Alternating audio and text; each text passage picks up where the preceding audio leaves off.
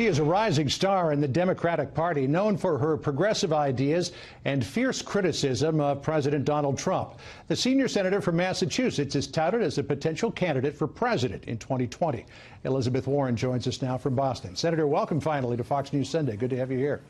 Thank you. It's good to be here. Thank you for having me. I appreciate the invitation. Let's talk, first of all, about North Korea. You have been very critical of President Trump and his policies on North Korea. The day after he stood up at the UN and declared that Kim Jong-un was, quote, little rocket man, you said, quote, trying to bait an unstable dictator who has nuclear weapons is not a strategy that makes America safer. Would you now acknowledge, though, after the news that came out late Thursday night, that the president's combination of tough talk and then maximum pressure through international sanctions has, in fact, come close to bringing North Korea to the table?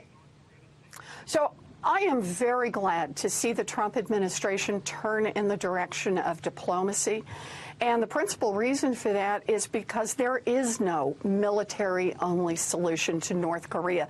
And this is not just what I say. This is what our own generals, who are experts in the area and responsible for the area, say.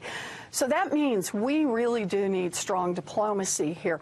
But these are very complex negotiations. So I'm very concerned about the fact that the State Department has so many vacancies that much of the staff at the State Department has been decimated. We have no ambassador right now to South Korea. The assistant secretary in charge of this area, that's another vacant post. And this is important because these are the people who know the economy, who know the language, who know the history, who know our military needs. So I am very concerned that the president may be taken advantage of here. I want to see the president succeed. It is important for the defense of the United States. It is important for the security of the entire world. But I'm worried about going into these negotiations without a strategy and without a strong, full State Department to back him up. Senator Lindsey Graham of South Carolina, who has found himself on the opposite end of the table of President Trump many times in terms of opinion, issued a warning to Kim Jong-un saying if you try to play President Trump, that's going to be the end of you and the end of your regime. Senator Graham doesn't seem to have any concerns that the president is going to get played here. Why do you? Well, you know, one of the things we have to remember is that the Kim family, dictator after dictator for generations now, has been hoping for a face-to-face negotiation with an American president. This is the big prize for them, just being able to be in the same picture with him. And the reason for that is the Kims have seen this as an opportunity both to legitimize their dictatorship and to legitimize their nuclear weapons program. So my view on this is before you let them have that big prize, before you announce that you're committed by a time certain to go to that prize, what we need to do is make sure that the North Korean regime has made real steps toward freezing their nuclear program and steps toward winding down their nuclear program. And not just promises, but actual verifiable steps that we in the United States can see. They shouldn't be able to get the prize of meeting with the president unless they've taken those kind of steps. Which raises the question, though, how would you, Senator, suggest that that be verified? I mean, how do you verify something in North Korea? Well, that's the point. The North Koreans have to be willing to open the door. And if they're not willing to verify, then let's go back to the history we've had with North Korea. Promise after promise after promise after promise that they have broken. If we let them have a prize just based on a bunch of promises, knowing that they've broken every promise in the past, then shame on this administration, shame on the United States. We have to say, you all have to be willing to open up so that we can verify. If they're not willing to do that, then they're not willing to take steps. Let's move on to trade. The president, as you know, slapped tariffs on steel and aluminum, or at least started a 15-day countdown clock. Ahead of the announcement, you said, quote, the proposed tariffs take the right approach, but they target a narrow section of the economy and put our allies in the same boat as countries like China that cheat constantly on trade. All the while, the administration ignores the root of the problem. The president started off by exempting Canada and Mexico, at least for the time being, also said he'd be open to other exemptions. Has he met you halfway here? So I was very glad to see what the president had done. Look, I have been a critic for a long time about U.S. trade policy. My view is that we have negotiated one deal after another that has been great for big multinational corporations and been lousy for American workers, lousy for American small businesses, often not even good for American consumers. So what I'd like to see us do is rethink our whole trade strategy. And I'm not afraid of using tariffs as part of that trade strategy. And I was glad when, after I made that statement, that the president distinguished our allies from China and said, wait a minute, we have to do something different here. But you can't do this as just a little tiny piece of the economy or a small piece of the economy. It's got to be part of an overall trade strategy that puts American workers, American small businesses first. That's what I really want to see. Is that not what the president is doing? Well, he's got two industries in front of him. He started out with an announcement that was going to apply to everyone, our enemies and our friends alike. I think what it takes is you got to think about trade in a much broader way. It's very much about tariffs. But it's also, the negotiations, for example, have been about things like intellectual property rights and copyright, right, and access Senator, to domestic markets. He is talking about all of that. Let's turn to another subject.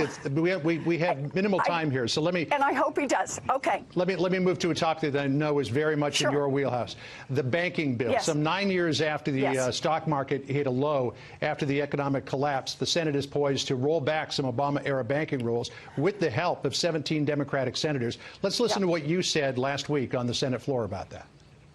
But in the next few days, with broad support among Republicans and far too much support among Democrats, the Senate is on the verge of passing a bill that puts American families in danger of that same devastation all over again. Well, one of those 17 Democrats supporting that is your colleague from Virginia, Mark Warner, who said the bill is mostly focused on community banks and credit unions. My state's lost 30% of such institutions. That does not help grow the economy, particularly in smaller communities. The implication here, by virtue of your opposition, is that you're okay with losing community banks and credit unions? Of course not.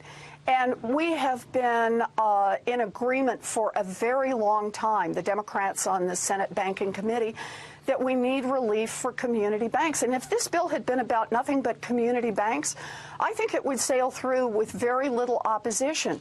But what this bill does is it takes 25 of the 40 largest banks in America, banks that collectively received $50 billion in taxpayer bailout, and nobody went to jail for any part of it, and says, let's just treat them like community banks. A bank that is $250 billion is not a community bank. And you don't have to believe me on this. The Congressional Budget Office has said if this bill goes through, the chances that the American taxpayer will be called on to bail out Wall Street again go up. That's not where we want to be. This is not good for American taxpayers, and it's not good for American consumers. Can we just pause for 1 minute to remember? It wasn't just the stock market that went down. Millions of people across this country lost their homes. Millions lost their jobs. Millions lost their retirement savings. We cannot put the American people at risk for this again, particularly when the banks, all of the banks, are making record-breaking profits. Our job in Congress is not to stand up for $250 billion Wall Street banks. Our job in Congress is to stand up for the American people. Let's look ahead to the 2018 election in 2020. And Senator Warren, this is your first appearance on Fox News Sunday. I'd like to give you the opportunity right now to declare, if you so choose, are you going to run for president in 2020? I am not running for president in 2020.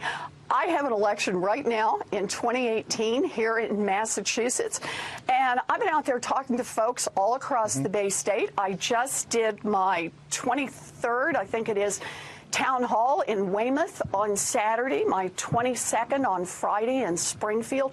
You know, it's a chance to be out and talk to people.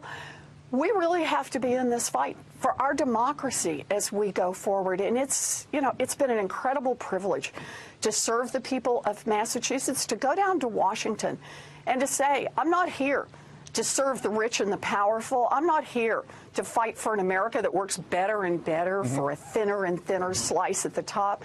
I'm here to fight for working families like the kind of family I grew up in. Well, I know that you're looking ahead to November as opposed to 2020, but indulge me a moment here if you would. There are many people who are saying, should you choose to run in 2020, and one of these groups is the Berkshire Eagle, Massachusetts newspaper that endorsed you in 2012, that the issue of your ancestry will come up, and they're suggesting that you put it to rest, saying, quote, Elizabeth Warren should screw up her courage and take the spit test, a DNA test, that a positive test would permanently resolve the issue while possibly shutting down President Trump. Would you be willing to take a DNA test to put this issue to rest? Look, let's start again where you started. I'm not running for president. But let me tell you a little bit about my family. You know, my mom and dad were born and raised out in Oklahoma, and my daddy was in his teens when he fell in love with my mother. She was a beautiful girl who played the piano, and he was head over heels in love with her and wanted to marry her. And his family was bitterly opposed to that because she was part Native American. And eventually my parents eloped, and they survived the Great Depression. They survived the Dust Bowl. They went through a lot of hard times. They raised 3 boys, my older brothers, all of whom went off to the military. They raised me. They knocked around, and it was tough. But they hung together. They hung together for 63 years. I know who I am because of what my mother and my father told me, what my grandmother and my grandfather told me, what all my aunts and uncles told me, and my brothers. It's a part of who I am, and no one's ever going to take that away. Senator Warren, we'll leave it there. Thanks so much for joining us today. And on behalf of Chris Wallace, please come back.